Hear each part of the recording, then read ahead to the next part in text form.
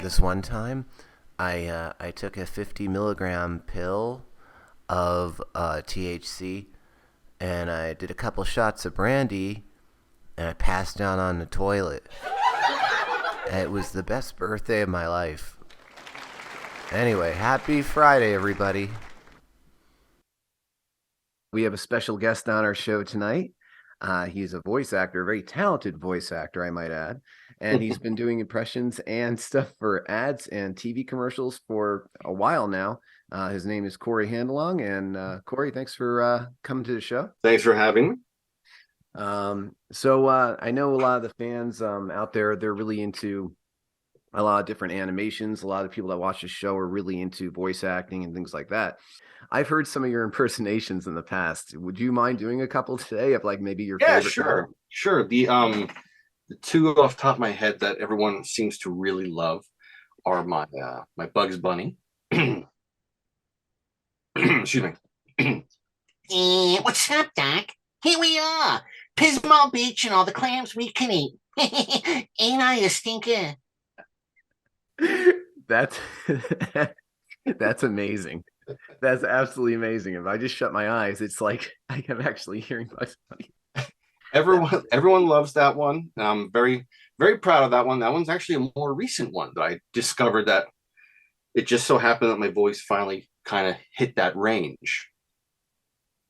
But and then of course then you have Marvin the Martian. Um Where's the kaboom? There's supposed to be an earth-shattering kaboom. Delays, delays. Stop him! He has the space modulator.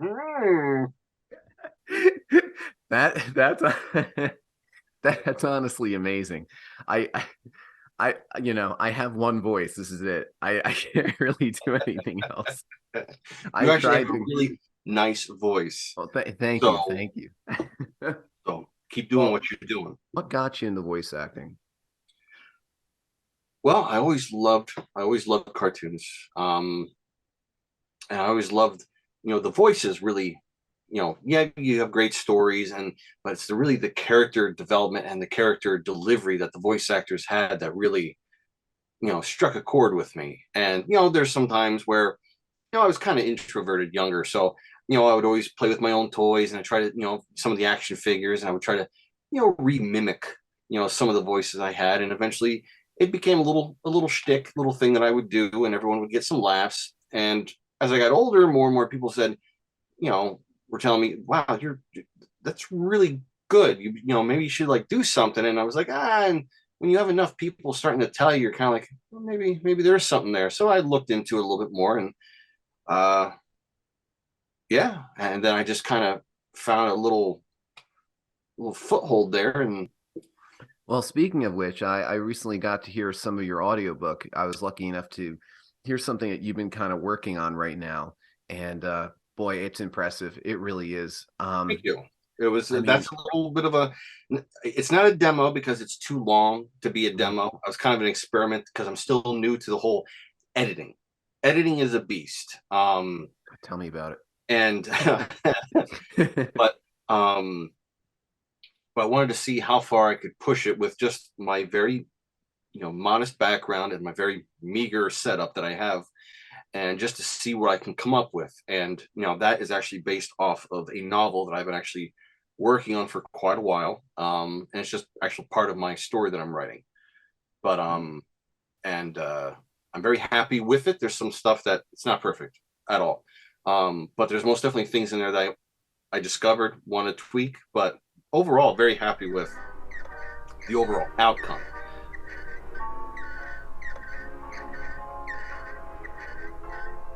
What the hell is that thing? That's a cardboard cutout of Pinhead.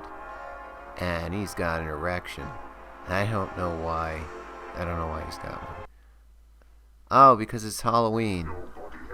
Wait, it's not Halloween yet. Oh shit, I've shot my pants.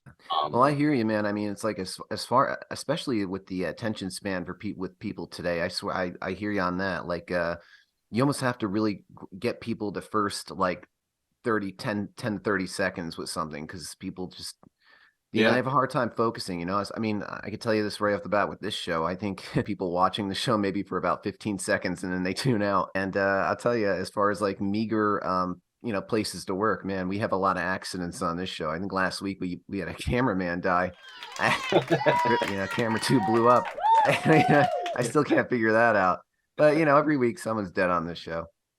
It just happens, When you do a bad impression, it's like a new voice. Like, let's say I do yeah, I know that. like if I do a really crappy Christopher Walken, that's a new voice. It may not be Christopher Walken, but it's just like it's just a new voice that you can do.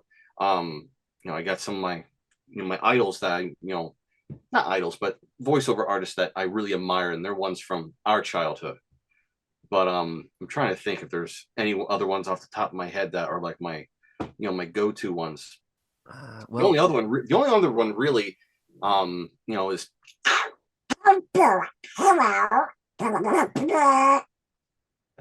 that's fantastic. Well, how about I can't do too much like that because that one hurts. Yeah, don't do that then.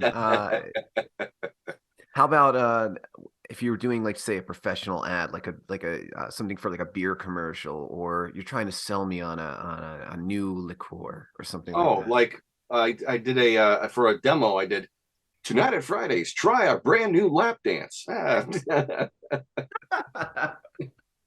Don't mind your hostess. We paid for her teeth. Oh no! Schmeagol. Schmeagol. Not listening. Not listening. Schmeagol. They stole it.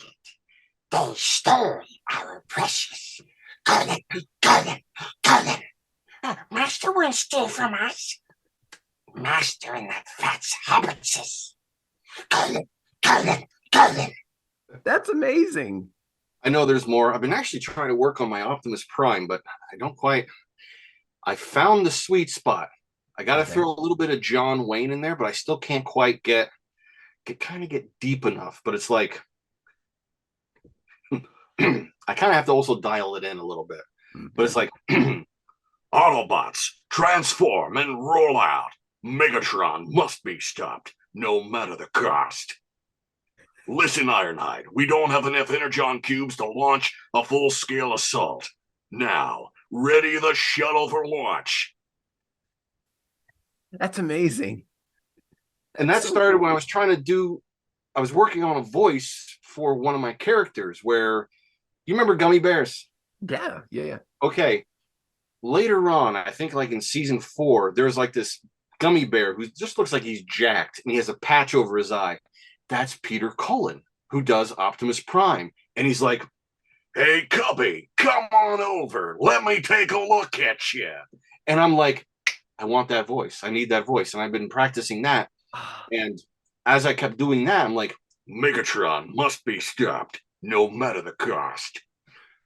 You got to get that, and you got to, little bit of John Wayne in there. Just got to slip that in there. That's so cool. That is so cool. Once I found that, it made it closer, but still, like, no one has that gravitas like he does. I used to watch, really quick, I used to watch The Real Ghostbusters on Saturday morning cartoon. I used to love their voices. Like, the guy that did Ray's voice did, like, everything. And I think even the guy that did Peter's voice. Almost all the ghosts, he did Slimer, which I can do Slimer. You can do, really? He's in my wheelhouse. I can't do Ray. He also did the voice of fucking Megatron. You can do Slimer. But I can do Slimer. I can't do Megatron. It just sounds like I'm going to throw up. Because I was listening to an interview and he was saying, he's like, yeah, Megatron is like this like evil, pained type of character. And when you hear it, I'm like, oh, it almost sounds like a non-singing version of like the lead singer of AC/DC. I'm like, but it's like, hello, Ray. Oh, Donald. Peter. Hello. Ooh. Okay, that hits home for me. That's a classic. That's fantastic. Dude, you're amazing. I'm so happy we got to have you on the show, man. That's so cool. And one more, my kid it's not really that close, but you don't hear that character anymore. You know the big, the really big stupid characters that no one really touches those voices anymore because they were always like too stupid. Where some people obviously felt that it was making fun, like Of Mice and Men, like that kind of yeah. stuff. But like, you remember the Looney Tunes where it was the three bears, whereas the mother bear, she had her rollers in, the dad who was like really short, like Joe Pesci size, and then the son had a big diaper on, but he was like 7 feet tall. My son, I'll go like, "Hey, there he again," and he starts fucking laughing. It's because it's a funny voice. It's a funny voice, but first time he looked at me like, and then he starts laughing. I love Mark Hamill's Joker. I really do. I think that's when I found that out. I'm just like, one of the greatest heroes, one of the greatest villains. But hello, bosses. that's it. That was it. That's great. Oh man. Welcome to me parlor. Oh, that's great. I can do Mickey Mouse. Okay. If you want to hear that one. Yeah, of course. Let's hear some Mickey Mouse. Now, the best part about Mickey Mouse is I discovered this while listening to, there was a podcast, not podcast, but it was a YouTube channel. It was Twisted Tunes, where it follows specific voice actors as they go to Comic Cons, and they will read the working script of an entire movie within the time that they have at the con, at one of the panels. So we're talking about, Maurice LaMarche, who does Brain from Pinky and the Brain, who does also almost the entire half the other side of the cast of Futurama as Billy West.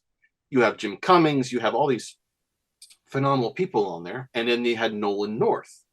And they were reading Ghostbusters. And he got to do Mickey Mouse, but as Dana Barrett when she got possessed. So, but what was really funny, you're listening to it, and he's like, oh, he forgot what line it was when he said, yeah, sure, I'll do that one. And he's like, oh, shit. But it's the one where Peter knocks on the door, and he's like, do you want inside this body? I want you inside me. Oh, my God. My name is Winston Zeddemore, Your Honor, and I can tell you, this stuff is real. Since working with these men, I have seen shit that will turn you white. That is great. That is so cool. Once I figured that out, I was just screwing around, and I'm like, that was pretty damn close. And I just kept pushing it until I find it. If I don't do it for a while, I kind of have to dial it in. Like, I'll just sit there and do it. I'm like, oop, too high, oop, too low. Yeah, there it is. There's a sweet spot. We don't want to take too much more of your time. We appreciate you being on the show. Any information and things like that, I know you're working on stuff, we can put in the description in the video if you want anybody to reach out to you as far as like contact stuff. Okay. I'm sure you'll probably get a bunch of people on the show that'll probably be interested in your services. So if you want to tell me some stuff right now that you're, some info that you'd want out there that people can reach to you. Well, I most definitely can supply you with my my email. I have several Instagram pages because I'm also a graphic designer as well as voiceover artist. So I'm on Instagram. You can, by all means, find me on there as under my voiceover side or my graphic design side, whichever the case. Voiceover I've been doing for close to 5 years.